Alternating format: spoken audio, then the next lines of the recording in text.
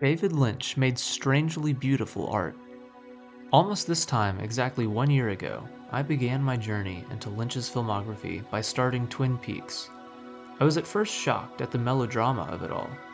It was not simply an homage or send-up of the soap opera, it practically was one. And yet, I fell in love with it. Its absurdity, its coziness, its disturbing elements, all of it. It all worked a spell on me. I watched Fire Walk with Me shortly after, and had an experience with that film that I have had with few others.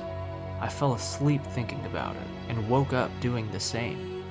My Spotify Wrapped that year was just a compilation of Angelo Badalamenti and Julie Cruz.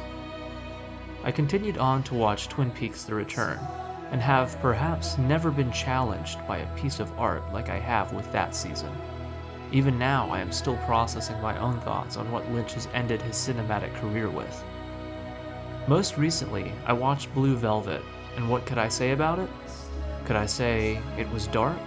It was surreal? It was Lynchian? Of course I could, and I could echo all of the other things that have been said time and time again about it, and rightly so.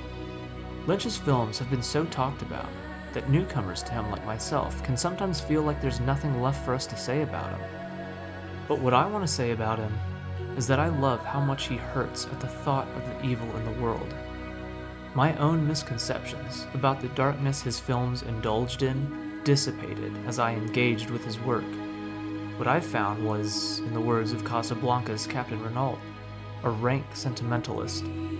Whether it's Major Garland Briggs's dream of reconciliation in a palazzo of some fantastic proportion in Twin Peaks, or Sandy's dream of the Robins returning in Blue Velvet, his characters give voice to such a longing expectation of love triumphing over evil that it might even border on cheesy.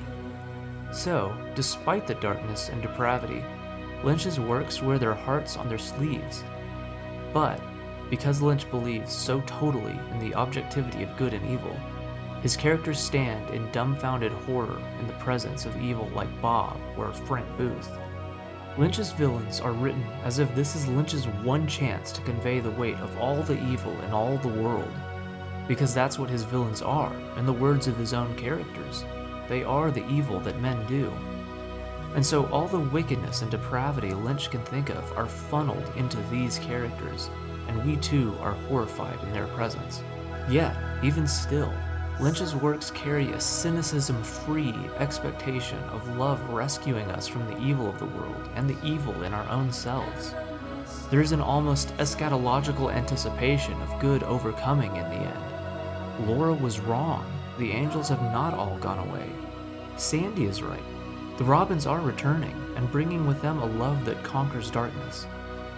In my journey through Lynch, which has so far consisted of Eraserhead, the 3 seasons of Twin Peaks, and its cinematic prequel Fire Walk with Me, and most recently Blue Velvet, this is what David Lynch's work has meant to me.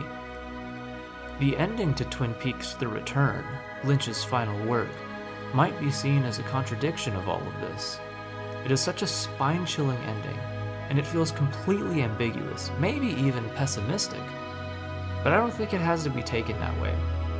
I think David Lynch still believed to the end that love and goodness are destined to win. But regardless of whatever shape that triumph takes, it hasn't happened yet.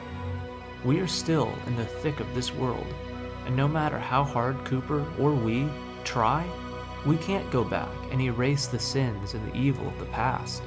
They happened. They shape us in the here and now.